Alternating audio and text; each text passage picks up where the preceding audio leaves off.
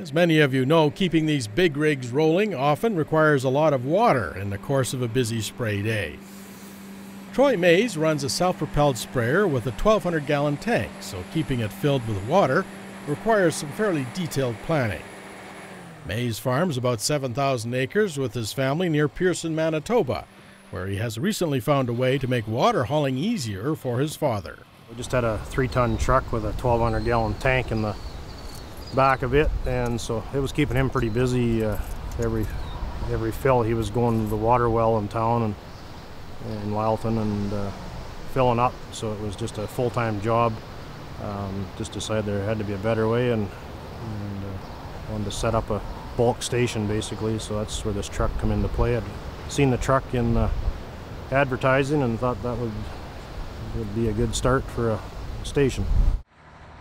Mays found a used 1987 Mack truck with 2 front axles, giving it plenty of flotation in a variety of conditions. He equipped it with a 24-foot deck for his water tanks and his chemical handling system. I cut out a half circle the same shape as my Handler 3 so it would fit inside there. I basically determined the length. I had to have room for my 2 big tanks, and then I think it was about 4.5 feet that the totes was going to take up, so the 24 feet pretty much worked out to the right length of trailer, and I didn't want any longer than I had to have. Mays already had the 2 3,200 US gallon tanks around the farmyard, so he mounted them on the deck. The truck's pumping system is equipped with 3-inch plumbing and a good deal of built-in flexibility. I got a large 3-inch filter, and I also got 2 3-way valves. I can suck off of these tanks onto the sprayer. I can also suck off another storage tank onto the sprayer, or I can also suck out of a storage tank by diverting this valve and use this same pump to fill those tanks. So I can use this pump to either fill this truck or empty it with the same pump. It's just a case of reversing those 3-way valves so it changes the fluid flow. Mays considered the possibility of equipping the truck with a single larger water tank, but chose the 2 tanks instead because it gives him more options.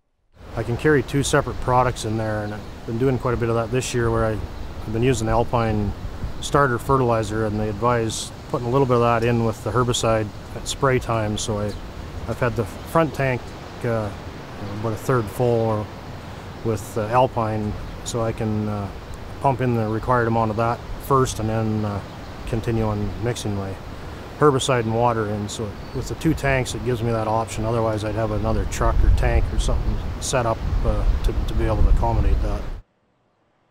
With sight gauges on each tank, Mays can easily see how full they are. 6,400 gallons of water can be a lot of weight for a truck to carry, but Mays has discovered that the Mack is well equipped for the extra load.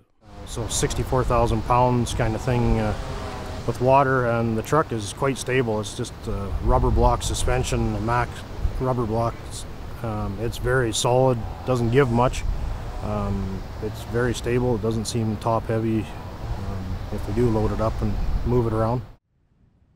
Mays added an extra platform at the back of the deck for ease of access and improved efficiency.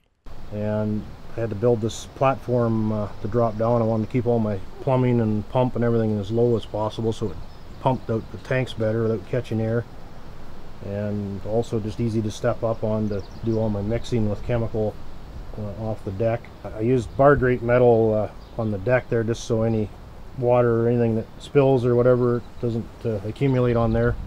It's always clean. The truck deck is built with room in the back for 2 1,000-liter chemical totes, which works out to about 265 US gallons each.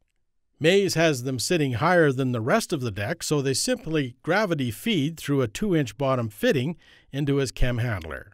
And that was the problem I had with chemical pumps. They seemed slow and messy. This here, I'm never handling the chemical. Basically, I just put my 2-inch coupler onto the bung on the bottom, open the 2-inch valve, and it flows in that handler very fast. It takes very little time to get the right amount of chemical in the handler and blow it in the sprayer, and a very short fill time. Fill time varies according to what type of chemical mixture Mays is applying, but overall, he is pleased with the speed of his sprayer filling system. Just a straight glyphosate fill, probably 10 minutes on the time I pull up to the truck. Start pumping water, get the required amount of chemical in the handler, blow it on, finish topping up, 10-15 minutes at the very most. At the time of our visit, Mays was in the 3rd season of using this water truck. His total bill for the truck, deck, and tanks came to about $35,000. He is quite pleased with his investment and expects to benefit from having this rig for many years to come.